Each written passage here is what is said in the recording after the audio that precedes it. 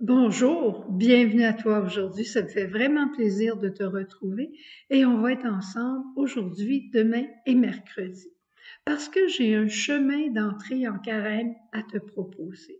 Probablement que je viens d'être influencée par la retraite que nous venons de terminer, notre frère Noël et notre petite sœur Monique avec qui j'ai eu la joie de vivre cette retraite chez les sœurs de la charité dites Sœurs Grises à l'école de Mère-Thionville et avec les frères de la charité. Sans doute que j'ai été influencée par cette retraite.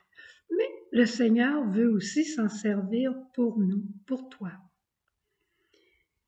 Ces personnes, c'est des personnes merveilleuses qui ont donné leur vie au Seigneur depuis 40 ans, 50 ans, 60 ans, 70 ans, comme toi à l'intérieur de ton mariage. Des saints qui s'ignorent, des saints qui ont tout donné pour suivre Jésus dans la fidélité et avec une fécondité assurée par son offrande. L'antienne de l'Évangile aujourd'hui nous dit « Jésus-Christ s'est fait pauvre, lui qui était riche, pour que vous deveniez riches de sa pauvreté. » Donc, la pauvreté, la misère, la croix, les difficultés, ça sert à quelque chose. C'est pas inutile. Saint Paul dira « Je trouve ma joie dans les Colossiens, je trouve ma joie dans les souffrances que j'endure pour vous, parce que je complète dans ma chair ce qui manque à la passion du Christ pour son corps qu'est l'Église. » Saint Paul trouve sa joie à souffrir, non, à être en communion avec le Christ, parce que le Christ est fécond pour tout l'univers. Il suit le Christ, prends ta croix, marche avec moi, et Saint Paul l'a fait, et il a sa joie de suivre et d'être uni au Christ dans sa résurrection, mais aussi dans sa souffrance. Tu vas peut-être me dire, est-ce qu'il faut souffrir pour être fécond? Eh bien, les femmes, quand elles accouchent, c'est pas toujours facile, on le sait, mais c'est pas le fait de souffrir qui fait la fécondité, c'est le fait d'aimer. Il faut aimer pour être fécond et aimer avec le Christ. Jésus pourrait nous dire aussi, et je pense qu'il nous le dit aujourd'hui, à toi, à moi, à chacun d'entre nous, tu sais qu'on est en moyenne 1600, 1700 tous les jours au Message Lumière. Et si cette année, toi, tu invitais quelqu'un à suivre le Message Lumière pendant tout le temps du carême, eh bien, on serait beaucoup plus nombreux pour cette tâche. Quelle est la tâche? La semaine dernière, en regardant Mère Thionville, on voyait que elle avait à peu près tout juste 30 ans, quand son directeur spirituel lui dit une parole de grande sagesse, une véritable prophétie, mais qu'elle ne comprenait pas. Il lui a dit « Tu relèveras une maison en son déclin ». Probablement qu'il lui a dit « Vous relèverez une maison en son déclin ». Elle était veuve, elle avait 2 enfants. On peut s'imaginer que c'était une parole plutôt mystérieuse. Mais comme je t'expliquais l'autre jour, le cœur d'enfant de l'Évangile, il croit sa mère, il apprend de sa mère et ensuite il comprend.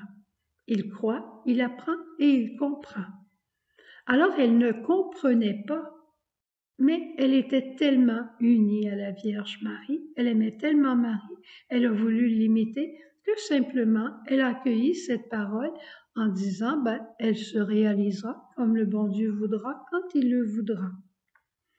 Jésus nous demande à nous aujourd'hui de faire quelque chose pour notre monde. Tu écoutes les nouvelles probablement comme moi et tu vois des guerres partout, tu vois des conflits, tu vois des inquiétudes, tu vois des drames, tu vois des solutions où il n'y en a même pas. On n'en a pas de solution autre que le Christ Sauveur.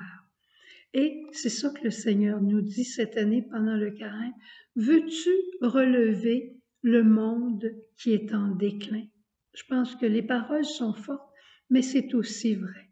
Et nous sommes pendant l'année du jubilé de l'espérance. Alors, on va y aller avec toute notre espérance et toute notre foi. Ô Au fond, ce que Jésus nous dit, c'est « Veux-tu me faire confiance? Veux-tu me suivre de plus près? Prends ta croix et suis-moi. » Il faut souffrir plus? Non. Prends ta croix personnelle de tous les jours, peut-être ta santé. Prends ta croix familiale, communautaire, la croix de l'Église, parce qu'il y a des croix dans l'Église, puis elles nous touchent toutes.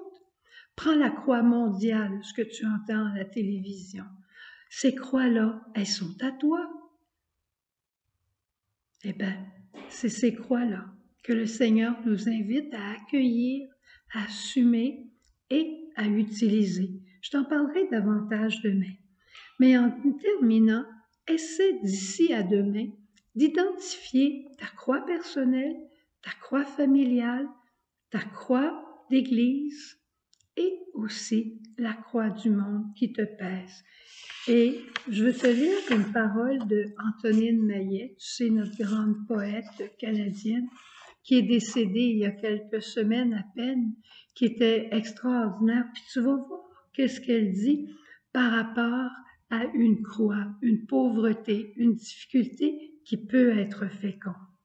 Elle dit « Si les tremblements de terre servent à redresser les continents, les inondations à irriguer le sol, les éruptions de volcans à faire surgir les montagnes, pourquoi nos peurs, nos angoisses, nos souffrances et nos éruptions de l'esprit ne serviraient-elles pas à prolonger l'accouchement du monde, c'est-à-dire à relever le monde dans son déclin?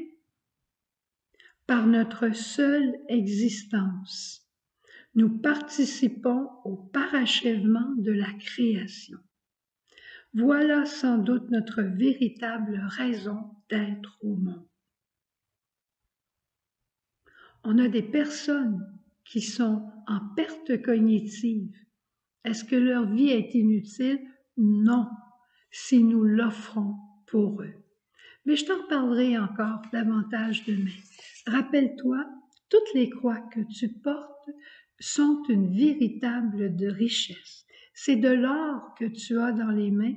Qu'est-ce que tu dirais si pendant le carême, on partageait cet or au monde entier? À demain, à demain. Jésus.